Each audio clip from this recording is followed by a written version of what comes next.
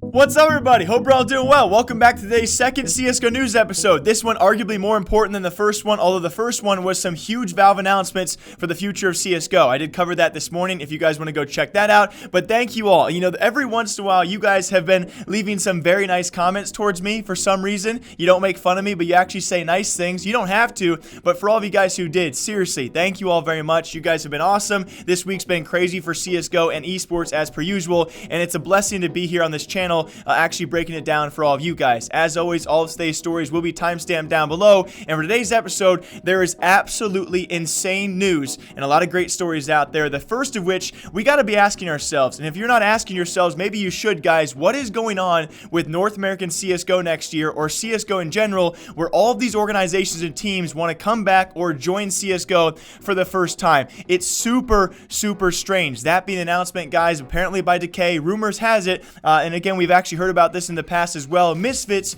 could be returning to CSGO with a brand new roster. A couple days back, actually yesterday, we covered this. Dignitas just straight up said, hey, we're coming back to CSGO. A few weeks before that, 100 Thieves did the same thing. We also have TSM. Maybe they're going to do things. Epsilon. Don't go to that, but apparently they're going to be doing things, but be very careful. Alongside them, guys, Complexity making huge changes. Virtus Pro, maybe they're going to finalize a decent roster for once yet again. There are so many teams out there coming back or actually joining CSGO, and in this article, linked down below, guys, great reads by Decay. I'm sure you guys know that. He talks about, though, a North American league coming to CSGO, which we maybe don't know about, and it's quite obvious. There are a few answers to that giant question of why people are joining CSGO. We have Blast Premier being announced, $4+ million in prize winnings for those teams. We have ESL Pro Tour, that's 20 events, another $4+ million.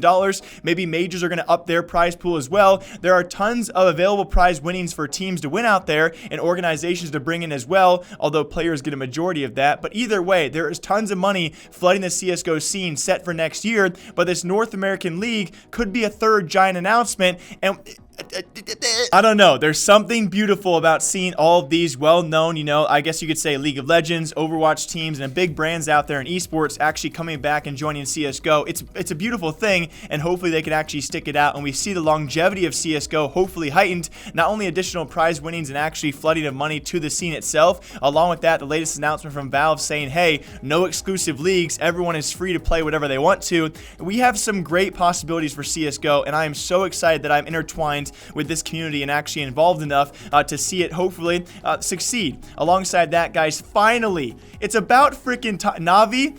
I was on the whim of losing my actual, you know, surprise and actual kind of what's the word I'm looking for? There's a certain point in time where you don't announce something that's been so obvious that it loses its hype. They're on the brink of that right now. As of just about an hour ago, guys, they have finally announced FaZe Guardian is now no longer. It's going to be Navi Guardian, guys. Of course, replacing Zeus, who's now officially retired alongside their coach Kane, and it will be Blade to join apparently as coach as well of that Navi roster. So some big things, guys, some huge things being announced as well in other teams out there, but Navi certainly have been one of the first to actually finalize their fifth man and their new team following this post-major roster shuffle, which is still continuing. In case you guys were curious, FaZe is still underway. Complexity, like I said before, many teams are still going to be making changes. We do now have a few teams, though, finally finalized. ENCE being one, MIBR being another, and now Navi being another as well. Navi Guardian is now official.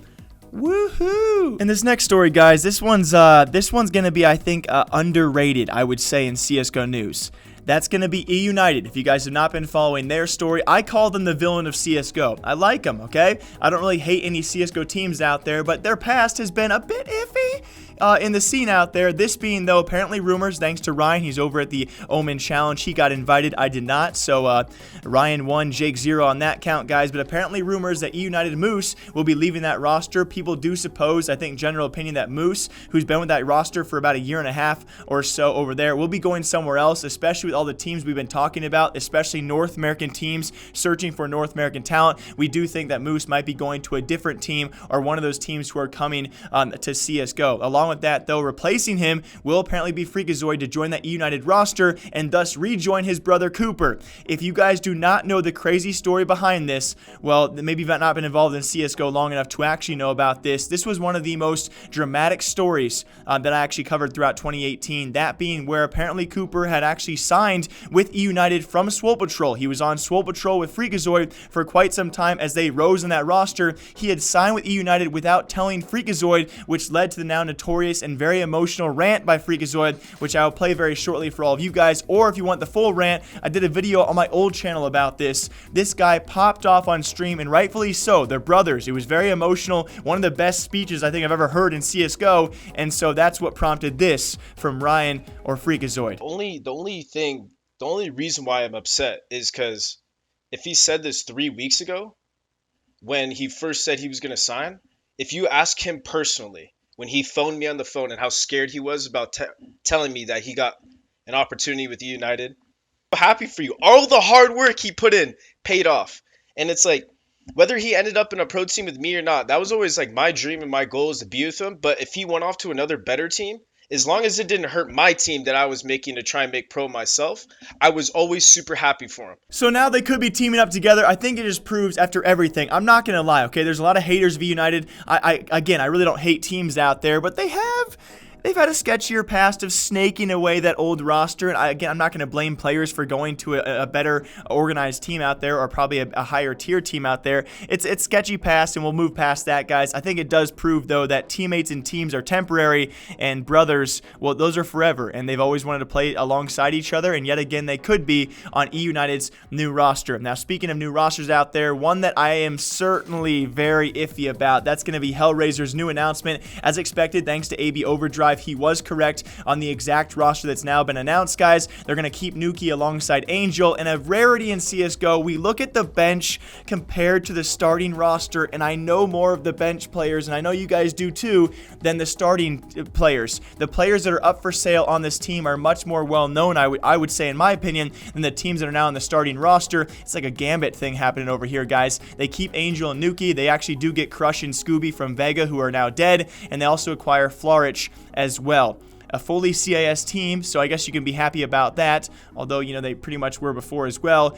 Very curious, what do you guys think about this roster? Certainly not a lot of hype out there or expectations from this team, who is apparently could be Angel's dream team. We will see what they can do, because the former HR roster, although they had high expectations like that of equal to Mouse Sports, they didn't live up to them, so I really can't knock HR for trying something different here, guys. We will see, though, how good that different can be. And that's going to do it for CSGO News this week. I do have some episodes for you guys this weekend. I'm going to work hard today and actually pre-record some content for you guys, and I've really been enjoying it. Really been nice. We're approaching 50,000 subs. That's pretty cool, huh?